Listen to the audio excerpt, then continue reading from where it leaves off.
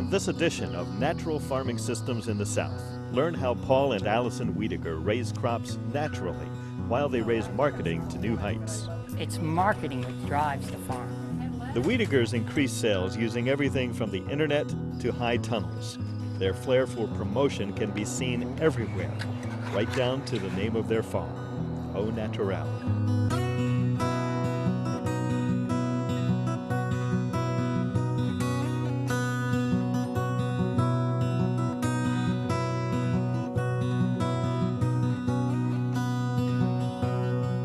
84 acres of rolling hills north of Bowling Green in western Kentucky go by the name of Au Naturel Farm. It's a name that hints at the marketing savvy of the farm's owners. Au Naturel Farm is, of course, a play on all natural, because we are, but it's French, so it sounds kind of cool, and I think it works. Marketing works for these partners in life and in farming, Alison and Paul Wiediger. To me, it's marketing comes first. Growing items, the longer you've got experience in growing, it becomes natural. It's easy. Yes, it takes some planning, some management, but it's almost second nature. It's marketing which drives the farm. Marketing drives the farm, but it doesn't drive the farm away from a natural system. The Wiedigers have been growing organically since 1974. Today they continue their natural production practices, but they no longer feel the need to have their farms certified organic by outside inspectors. Their customers have come to trust that Alison and Paul are committed to producing food using organic practices. The Wiedigers build on that trust by always keeping the customer in mind. Marketing is integrated into almost every natural farming decision the Wiedigers make, starting with crop selection. Our market primarily is professionals. More than likely, they're both working. They don't have the time to prepare food very often. So what we've gone to is we try to provide more and more salad items, whether it be lettuce, spinach, mesclun, items that literally need no preparation.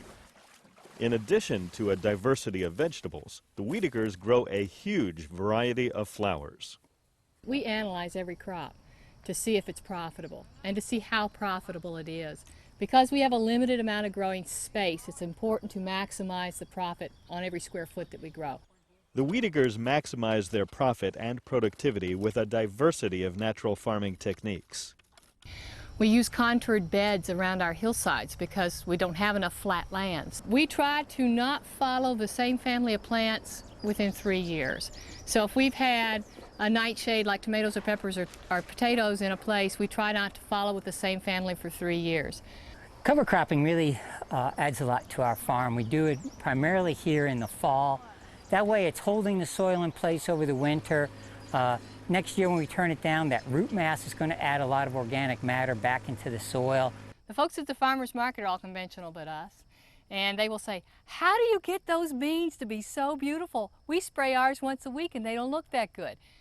But it's because we don't spray all the time that we have a balance of predators and pests, and we really do not have much insect pressure outdoors. This is a umbellifera, and it really attracts a lot of different beneficial insects. For us, a farming system means how we are utilizing our land. And the way that we are utilizing our hill land here is to keep the steep hillsides into grass and using that grass in the form of ruminants, which for us is beef cattle. And the small acreage that we have that's flat enough to use for vegetables, we're using for vegetables. And then we can also use that manure from the beef cattle to fertilize the vegetable beds. So it gives us somewhat of a closed circle. I think diversification on a small farm is really critical for its success. Here we integrate both vegetable products, cut flowers, perennial plants, potted herbs, beef, eggs, chickens. It's a wide range.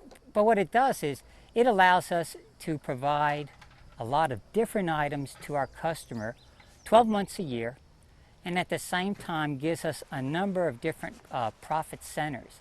So if for whatever reason we have trouble with one, there's usually something else that's doing very, very well for us. But I think it's also really important to say that while diversity is our strength, diversity is also our weakness. Because the more diverse you are, the more management that it takes to take care of it, and the more likely it is that you have tasks that have to be done that are number one A1 tasks that have to be done at the same time and you can't get it done. Instead of weeding, we were doing haying. But haying needed to be done, so the weeds got out of hand. But on the other hand, there's so many advantages to the diversity that it's just something you can't pass up. You guys waiting on me, huh? The Wiedigers believe in diversity not only in their farming methods, but also in their marketing methods. This spring we gave an herb workshop. We invited the folks from town to come. They all came out. We charged them $5 each, which wasn't much. We fed them things made with herbs, and they bought $700 worth of potted herbs while they were here. When they're not bringing the public to the farm, the Wiedigers are bringing the farm to the public. I have been asked to speak for the Bowling Green Warren County Chamber of Commerce's Ag Week breakfast. The reason for the name is that we're all natural. I won't tell them that I'm looking at them as customers, but when I stand up in front of them and talk to them about our farm and what we do and all the products we have, and I take a nice basket of tomatoes and stuff to show, and then I say, and you can find us at the farmer's market, my guess is we will see some of them on Saturday. In the days leading up to the farmers market every Saturday, the Wiedigers keep in touch with their customers via the internet. So what we have done is with our client base is that we have built distribution lists. And these are people who have indicated to us that they want to receive an email once a week so that they can order. And on Tuesday, we make a list of what's available, like I have right here in front of me, along with prices, and we send it to our entire email distribution list. It is not at all atypical for us to send out an email to 100 people in Bowling Green and get orders from people we did not send emails to because somebody that was a friend of theirs forwarded them an email. And this one was sent last week. And they were going to be out of town this week, and she wants to make sure that she gets her order this week, so she placed it 2 weeks early. They're just like, it's almost like we're a part of their family and they're a part of ours. They let us know what's going on in their lives. This is Wednesday evening, and we have several orders in. So the first thing we do is we mark those orders, and they're easy to see because of the response to our A&F produce available. And we put those in a folder made just for them. So those go in the Bowling Green orders folder. Then those orders are recorded on a spreadsheet and totaled so that we can have a pick list for Friday's harvest. 2 red bibs and 2 romaines. Friday evening, the orders are prepared for pickup at the Saturday farmers market.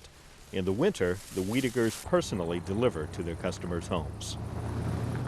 When we went to email, we saw our orders increase by 50% instantly, the size of our orders. And the number of orders also increased because we're reaching more people at a time when it's convenient for them.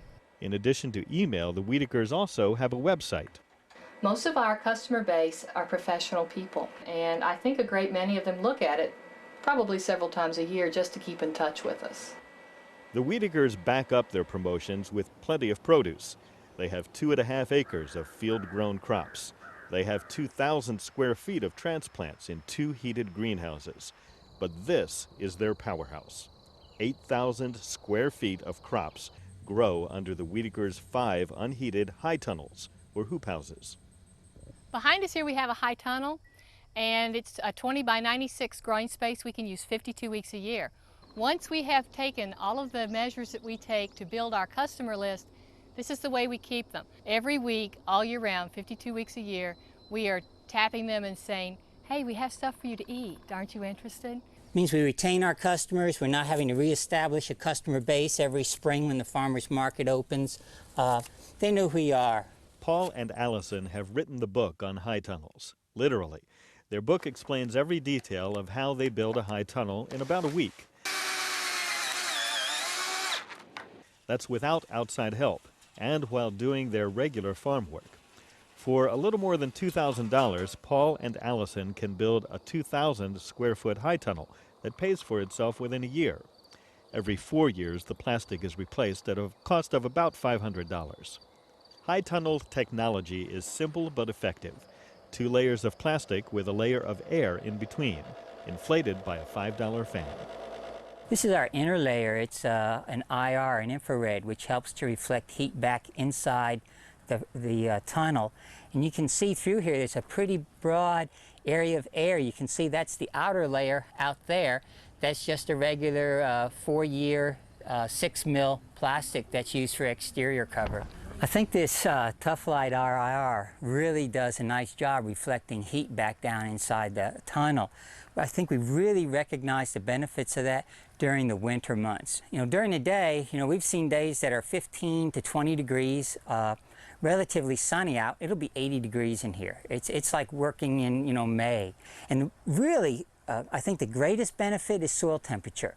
Winter soil temperatures are in the 40s and 50s under the high tunnel, which allows us to have active microbial life going on in the soil, which is so vital for plant growth. On this cool spring morning, the heat of the high tunnel is apparent with one look at Paul's shirt. I was going to say, I mean, typically, usually it's drenched by now, right? You know, it's just, it is really warm in here right now. I'm going to say it's probably in the mid-70s outside, and my guess is we're pushing 100 in here right now. No electric fans are used for ventilation. It's all natural. Alison and Paul will use shade cloth to keep the hoop houses that are growing salad mix cooler. Drip irrigation is used on all the crops at Au Natural Farm, under plastic and under the blue Kentucky sky. When you're trying to minimize fungal disease problems, you really want to try to keep your moisture off the foliage. Therefore, drip irrigation is a natural inside one of these tunnels. Drip irrigation also speeds up the planting process. Basically, it's faster because you don't have to dig a hole to put the plant in. The moisture has loosened the soil. And you're not having to measure because we're putting it on the emitters, which are spaced at 1 foot. So it saves a lot of time. Years of experience have led the Wiedigers to the perfect formula for high tunnel production. These beds right here, this one and the third one over are 36 inches across. Center one is 48 that we work from both sides. And then the outside ones are just a little over 2 feet wide. And that allows us 15-inch aisles. We tried working with skinnier aisles, but found that we just couldn't work in them. We like the idea of having permanent beds and permanent aisles. As you can see here, the beds are real soft. I mean, it's, you know, I'm just putting my hand way down into the soil there. But here, where we're walking, I mean, the soil is so hard, I mean, it's like concrete. So what we're trying to do here is keep the beds soft and worked up really nicely. And it doesn't take a lot of work to work them up because we never walk on them. We're never compressing or compacting the soil.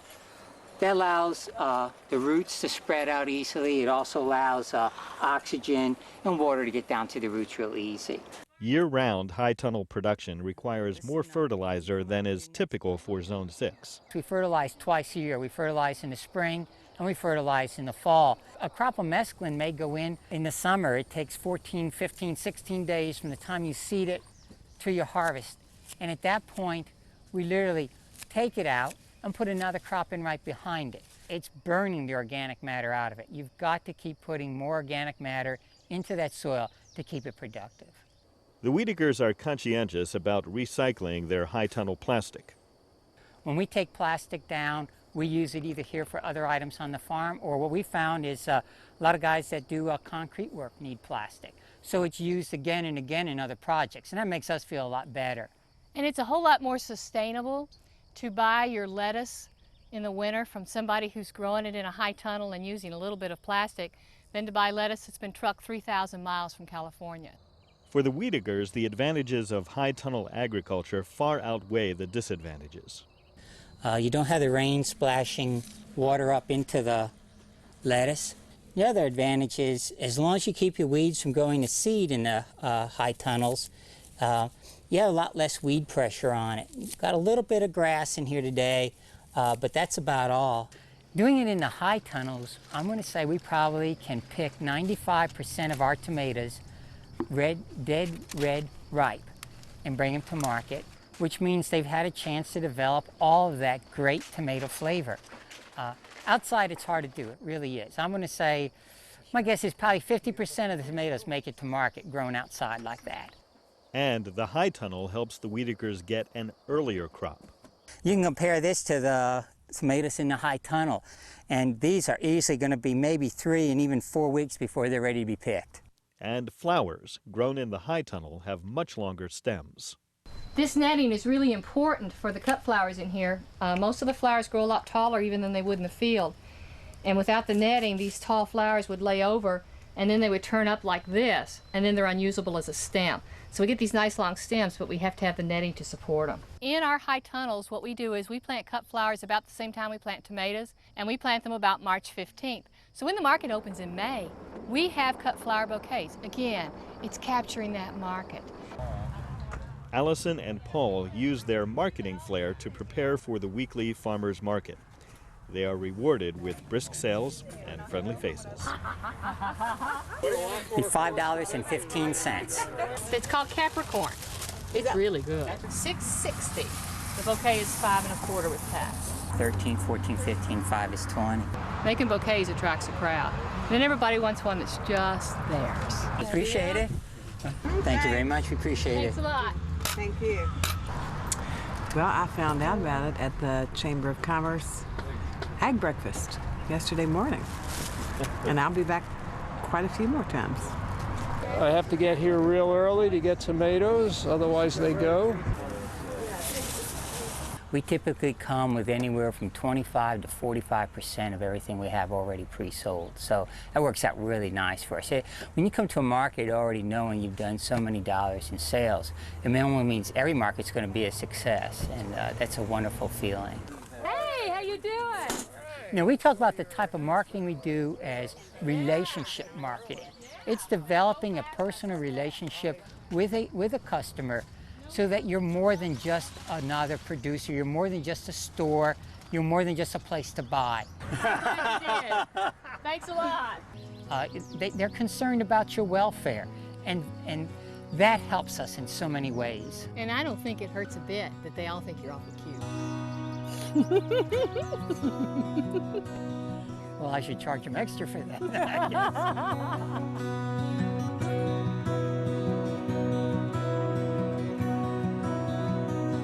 Alison and Paul Wiediger have found the secret to success. It's not just their marketing strategies, or their high tunnels, or their natural growing methods. It's a holistic farming system that makes use of all their natural talents.